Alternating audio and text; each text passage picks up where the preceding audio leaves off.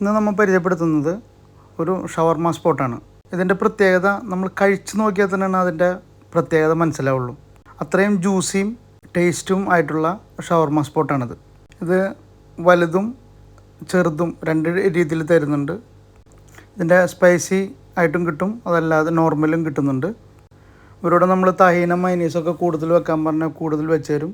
ഇത് കഴിക്കണത് ഇതിൻ്റെ ഒപ്പം വരുന്ന കുബൂസ് മൈനീസും തഹീനയും എല്ലാം കൂടി മിക്സായിട്ട് മെൽറ്റായിട്ട് വരും. നല്ല ടേസ്റ്റാണ്.